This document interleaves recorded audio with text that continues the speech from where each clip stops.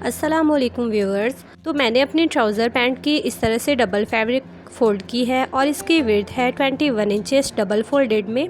और इसकी इस तरह से मैंने फैब्रिक लगाई है। ये मेरी सिल्क वाली फैब्रिक है, तो इस तरह से मैंने साइड पे पिन अप कर लिया है ताकि मेरी फैब्रिक कटिंग करते टाइम मूव ना हो।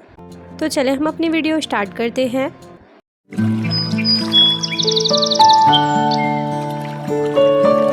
तो अब हमने ऐसे फैब्रिक को फ़ोल्ड करना है ताकि हम इसका सेंटर निकाल सकें।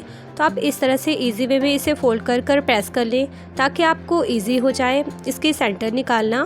तो ऐसे हमने सारे फैब्रिक को 4 फोल्डेड किया है और हमने इसका सेंटर निकाल लेना है। मैंने अच्छे से प्रेस कर इसका क्रीज निकाल लिया है। तो यहाँ पे ये देखें, इसके सेंटर पे लाइन जो है वो क्रिएट हो गई है। तो अब हम इसकी हाफ़ करेंगे। इस तरह से आप इसका सेंटर निकाल सकते हैं अगर आप फैब्रिक फोल्ड नहीं करना चाहते तो। और अब हम यहाँ से अपनी सारी क्रीज लाइन पे अपनी लाइनिंग को क्रिएट करेंगे। तो इस तरह से मैंने इस पे सारी सेंटर लाइन पे मार्किंग कर लेना है। तो ऐसे हमारी मार्किंग सेंटर की हो गई है। अब हमने ऊपर की साइड पे इलास्टिक के लिए 3 इंचेस पे मार्क करना है। आप चाहें तो अलग से भी इस पे इलास्टिक के लिए फैब्रिक लगा सकते हैं अगर आपकी फैब्रिक कम हो तो। मैं अपनी इसी में से इस तरह से 3 इंच की ऊपर की साइड पे मार्किंग करते हुए स्ट्रेट लाइनिंग खींच रही हूँ और यहाँ पे मेरी इलास्टिक इंसर्ट होगी। अब हमने नीचे से अपनी ट्राउज़र का लेंथ लेना है। तो मेरी ट्राउज़र का लेंथ है 38 इंचेस प्लस इसमें 2 इंच हम मार्जिन के लिए ऐड करेंगे जो कि नीचे की फोल्डिंग फैब्रिक होगी। तो स्क्रीन के मेज़रमेंट के अकॉर्डिंग मैंने इस पे ट्राउज़र की मार्किंग करनी है। तो यहाँ क्रीज लाइन से हमने 7 इंच की मार्किंग इस तरफ करनी है एंड 7 इंच की उस तरफ करनी है। तो दोनों साइड हमने 7 इंच की मार्किंग कर ली है। अब हम इसकी आसन जो है वो इसकी 14 इंच पे हमने उतारनी है। तो इस तरह से आप यहाँ पे 14 इंचेस पे मार्क करें और यहाँ पे भी हमने स्ट्रेट लाइनिंग खींच लेनी है। तो यहाँ पे हमारी मार्किंग हो गई है। अब ऊपर हमने 7 इंच लिया था तो नीचे भी हम यहाँ से 7 इंच ही लेंगे। तो ये मैं मार्किंग अपनी मार्जिन रखते हुए मैं आपको बता रही हूँ। इस तरह से 7 इंच पे मार्क करना है और क्रॉच की हमने यहाँ पे बाद में 2.5 इंचेस मार्क करना है। तो 7 इंच हम दोनों तरफ मार्क कर लेंगे जितना हमने ऊपर लिया है और इस तरह से दोनों लाइनिंग को ऊपर तक हमने खींच लेना है। तो यहाँ पे हमने अपनी मार्किंग को क्रिएट कर लिया है। अब हमने यहाँ से क्रॉच के लिए 2.5 इंच पे मार्क करना है और यहाँ पे हमने सेंटर के पास 1.5 इंच की कॉर्नर से इस तरह से हमने लाइनिंग खींचनी है ऐसे। और यहाँ पे आपने राउंड शेप दे देना है क्रॉच का। तो अब हमने अपनी बॉटम के पास मार्किंग करनी है।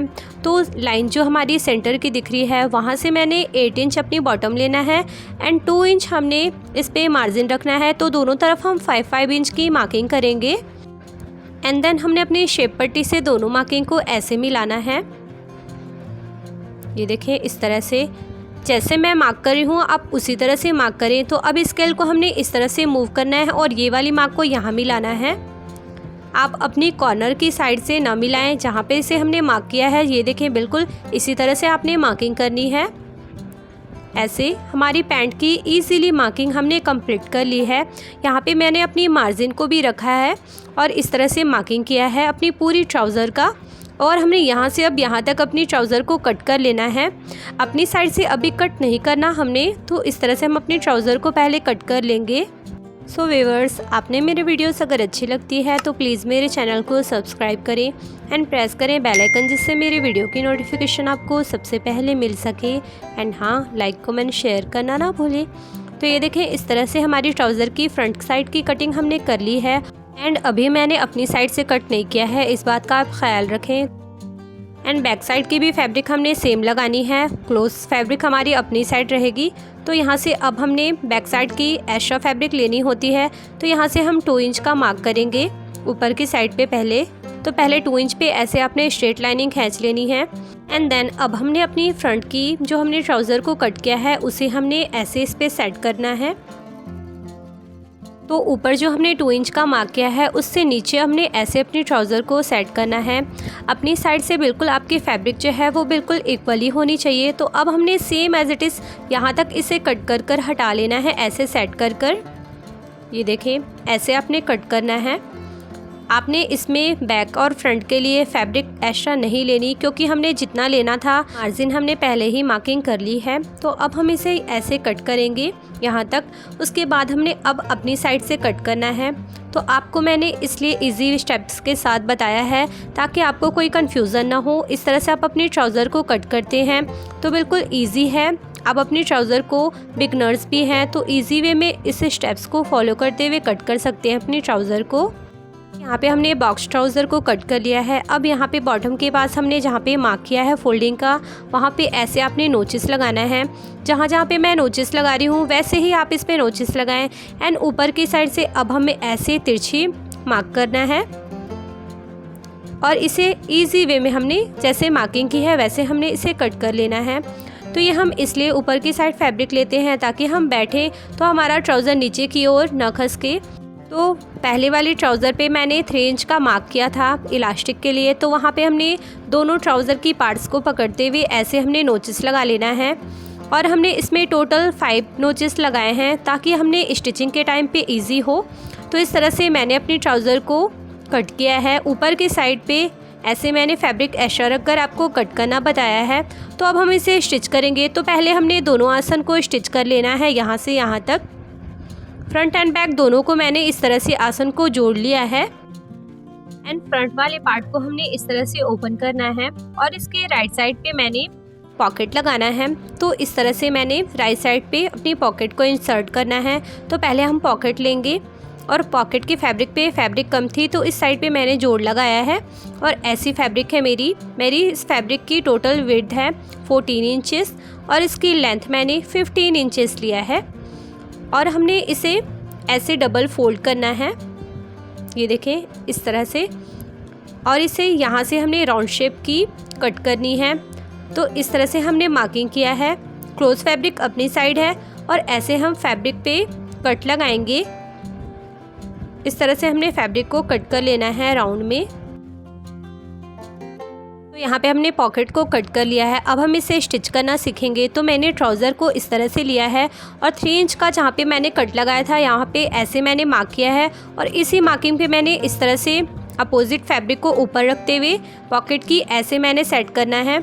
तो ऊपर वाली मार्किंग से 1/2 इंच मैंने फैब्रिक को अपनी पॉकेट की ऊपर रखा है। एंड यहाँ पे हमने 2 इंच की मार्किंग करनी है।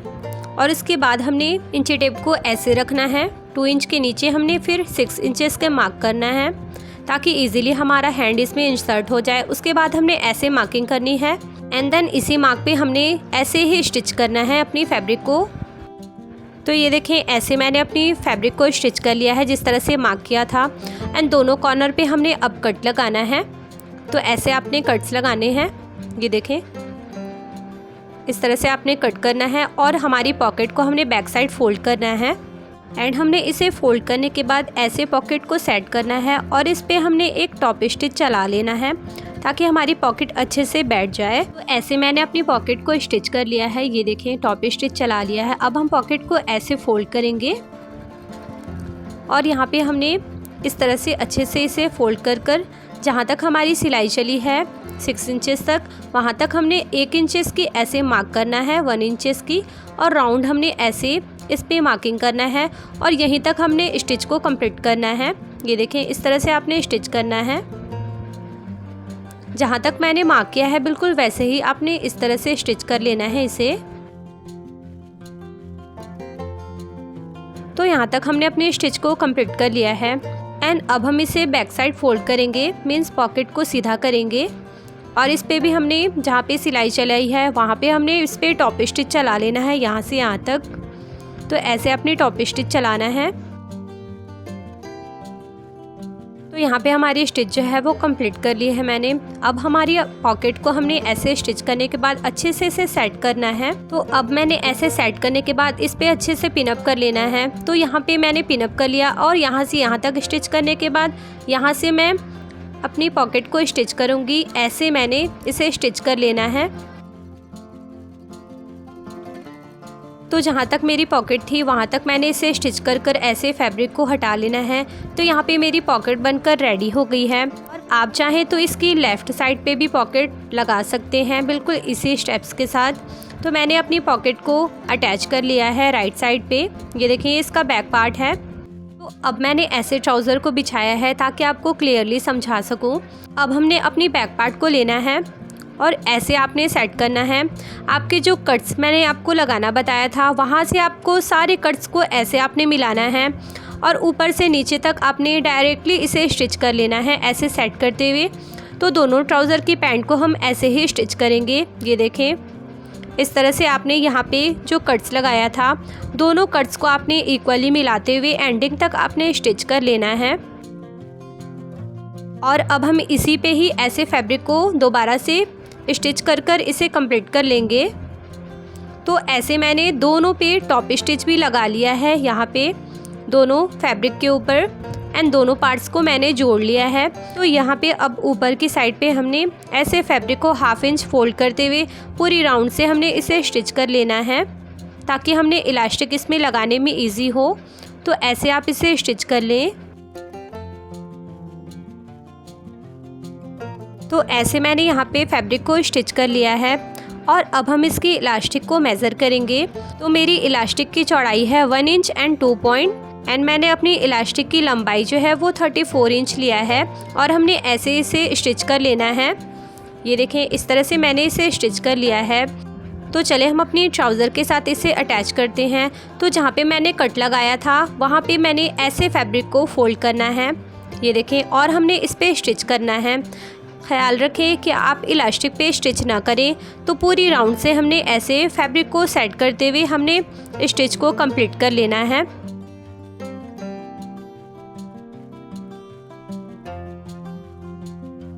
तो यहाँ पे मेरी ट्राउज़र की मैंने इस तरह से इलास्टिक लगा लिया है और अब हम इस पर टॉप स्टिच चला लेंगे। तो इलास्टिक को खींचते हुए मैंने इस पर टॉप स्टिच भी लगा लिया है। अब हम इसे बैक साइड फोल्ड करेंगे रॉन्ग साइड पे और दोनों आसन को हमने ऐसे पिनअप कर बॉटम से अपनी एंडिंग तक इसे स्टिच कर कंप्लीट कर लेंगे। तो यहाँ पे मेरी बॉटम की चौड़ाई जो है वो 10 इंचेस है और मुझे 8 इंचेस चाहिए। तो यहाँ पे ऐसे मैंने बॉटम को फोल्ड करते हुए 8 इंचेस पे मार्क करना है और 2 इंच हमारी मार्जिन रह जाएगी। तो ऐसे हमने यहाँ पे स्टिच को कंप्लीट कर लेना है। तो मेरी स्टिच करने के बाद बॉटम का लुक कुछ इस तरह से आया है। मैंने अपनी बॉटम पे डिज़ाइनिंग की है जो कि इसके नेक्स्ट वीडियो में इंशाल्लाह मैं वीडियो अपलोड करूँगी। तो आप भी इसी स्टेप्स को फॉलो करते हुए इजी वे में अपनी ट्राउज़र को कंप्लीट कर सकते हैं जो कि वेयर करने के बाद बहुत ही अच्छा लुक देता है। तो इस तरह से मैंने आपको इजी स्टेप्स के साथ बॉक्स ट्राउज़र को कटिंग एंड स्टिचिंग करना बताया है। सो आई होप गाइस कि आपके लिए ये वीडियो हेल्पफुल होगी। तो आज के लिए इतना ही। इंशाल्लाह मिलते हैं हम अपने नेक्स्ट वीडियो में नेक्स्ट डिज़ाइंस के साथ। तब तक के लिए bye bye, take care and thank you, फ़ी अमानिल्लाह, जज़ाकल्लाह खैर।